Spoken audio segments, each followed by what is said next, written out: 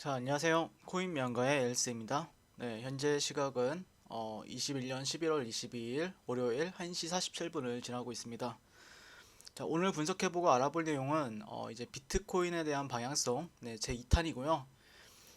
좀 어쩔 수 없이 최근 비트코인 방향성이 좀 중요한 시점이다라고 생각을 하는 부분이 있고, 그와 별도로 해서 최근에 이제 분석을 진행했던 이제 NFT 대표적인 코인 디센트럴랜드 그리고 샌드박스에 대해서도 추가적인 브리핑을 해 보도록 할게요. 자, 아래 링크로 코인에 대한 정보를 신청하신 분들은 전부 저희가 운영하고 있는 VVIP반에 입장시켜드리고 있고요. 신청하셔서 이제 코인에 대한 일정 그리고 이슈 그리고 가격적인 분석 전략을 통해서 확률 높은 매매를 하셨으면 좋겠습니다. 구독과 좋아요 눌러주시면 감사드리고요. 일단 최근에 이제 비트의 방향성에 대해서 저 같은 경우에 이제 박스권에 대한 흐름을 한번 관찰해보자라는 의견을 드렸었는데, 일단 뭐 보시면은 결론적으로 이제 그 업비트 기준으로 해서는 이제 박스권이 좀 지켜주는 흐름이고요. 근데 이제 거래량이 가장 많은 곳이 이제 바이낸스 거래소죠. 바이낸스 거래소이기 때문에 좀 바이낸스 거래소로 조금 더 봤습니다. 근데 흐름을 봤더니 뭐 조금 매물대적인 영향을 받을 수 있겠다라고 생각이 들었어요. 어떤 매물대냐면은 최근에 이제 박스권 하단으로 생각하는 구간이 여기였죠. 여기가 최종 지지 라인이었죠.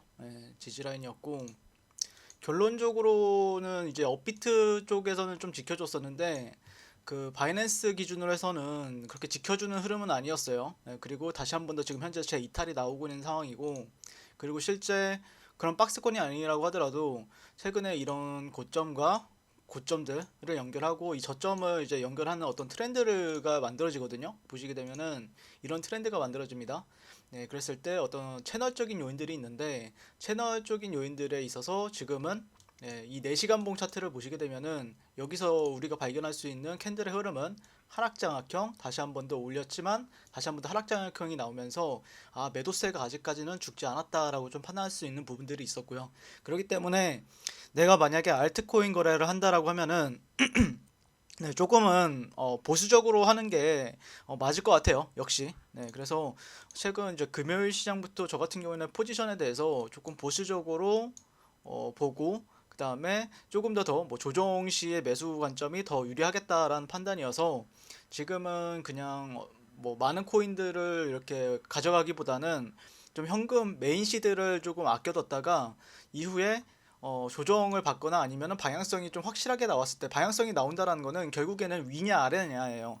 위로 나온다라고 하면 어떤 그림이 나야 되냐면은 얘가 여기서 뭐 이렇게 떨어졌다가 다시 한 번 더 뭐 쌍바닥을 만들고 나서 뭐 이런 식으로 해서 재돌파를 해가지고 여기를 안착을 해줘야 돼요. 이 트렌드 안으로 다시 돌아와야 되고, 이 매물대 위로 올라와줘야 그래도 방향성이 상방으로 틀 수 있겠다라는 가능성을 보게 됩니다. 근데 반대로 얘가 그러지 않고 여기를 다시 한 번 더 재이탈을 하잖아요. 이탈을 하고 나서 저항받고 다시 빠지게 되면은 그 다음 레벨을 또 지켜봐야 되는데, 그 다음 레벨 같은 경우에는 아무래도 이제 이런 구간이 다음 레벨이 될 수 있겠죠. 5만 뭐 3천 달러대, 네, 이런 구간들이 그 다음 레벨이 될 수 있기 때문에 조금 더 이제 보수적으로 지켜보는, 그러니까 여기 가서도 결국에는 여기서 이제 바닥을 다져줘야 되거든요. 근데 바닥을 다져주지 않고 또 재이탈 하면은 그 다음 레벨, 또 그 다음 레벨이 될 수가 있기 때문에 제가 바라봤을 때는 뭐 코인이 상승률이 상당히 좋은데, 요즘에 보면은 제가 느끼기에는 알트코인들로 수익 보기가 그렇게 막 쉽지는 않아요. 그러니까 제가 말하는 수익이라는 거는 뭐 한 3%에서 5% 이런 수익을 말하는 게 아니라 그래도 적어도 뭐 한 20%에서 뭐 40%, 50%이 정도 수익을 말씀을 드린다라고 했을 때는 뭔가 좀 끌고 갈 만한 명분이 있어야 되잖아요. 그랬을 때는 쉽지 않더라 라고 이제 말씀을 드릴 수 있을 것 같고, 그렇기 때문에 뭐 업비트 차트보다는 조금은 이제 바이낸스 거래소 기준으로 보는 게 조금 더 맞지 않을까라고 생각이 들어서, 업비트는 아직까지는 뭐 박스권을 지켜주는 흐름이고 바이낸스 같은 경우에 추세 이탈 이후에 되돌림 파동으로 해석을 할 수가 있습니다.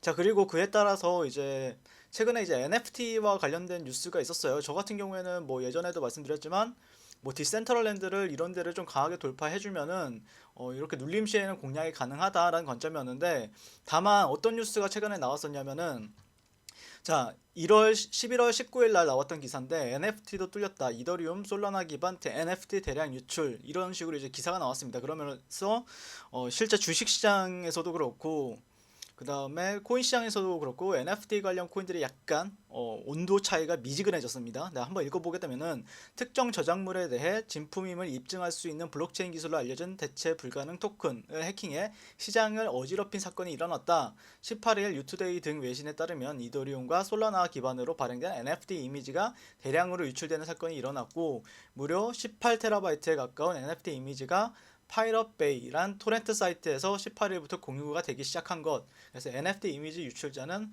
호주 출신의 개발자인 제프리 헌트리로 그는 자신의 트위터를 통해 NFT라는 허황되고 부실한 기술에 대한 경고성을 의미로 해킹을 벌였다면서 이제 아무런 가치도 없는 이미지 조각에 수백만 달러가 소모되고 있다라고 비판했다.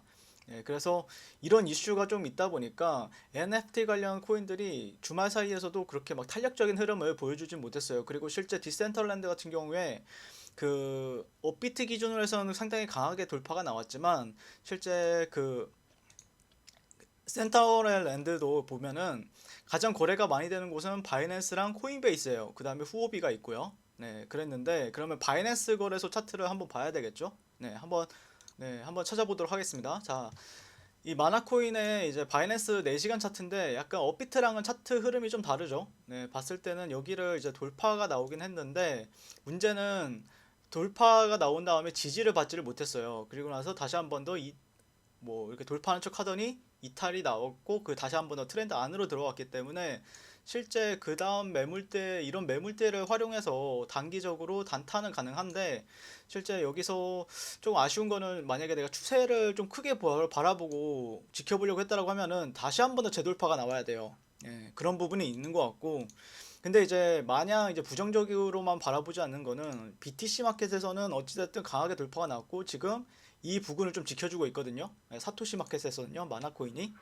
네, 그래서 이런 데를 조금 사토시에서 계속해서 지켜주는 시그널이 나온다라고 했을 때는 이제 원화나 달러 마켓에서도 영향을 좀 줄 수 있겠죠. 긍정적인 방향으로. 그래서 계속해서 디센트럴랜드 같은 경우에는 추적을 해볼 생각이고, 뭐 샌드박스 같은 경우에는 지난 시간에도 이제 좀 말씀을 드리긴 했는데, 음, 네, 저는 뭐 이 코인은 좀 들고 가볼 생각이에요. 왜냐면은 어찌됐든 지금 뭐 일정이 조금 있는 상황이고 그러기 때문에 아마도 한 번 정도는 더 텐션을 주지 않을까라고 생각이 들고 있기 때문에 제가 보는 관점에서는 네, 다음 주 월요일이죠. 네, 그 일정이라는 게 월요일까지는 한번 제가 보는 관점에서는 이런 데나 아니면은 뭐 이런 데가 조금 지켜준다라고 하면은 좀 더 물량을 모아갈 생각이기 때문에 실제 일정 매매를 하기에는 아직까지는 유효하다라는 관점입니다. 어쨌든 만약에 비트가 조금이라도 뭔가 반등을 해준다라고 하면은 얘는 좀 더 강하게 치고 나갈 수 있지 않을까라는 기대감이 좀 있고요. 네, 그런 부분에 있어서 계속해서 지켜봐야 되는 코인이 되지 않을까 싶습니다. 자, 이상 네, 코인 명가의 엘스였습니다. 네, 시청해주셔서 감사합니다.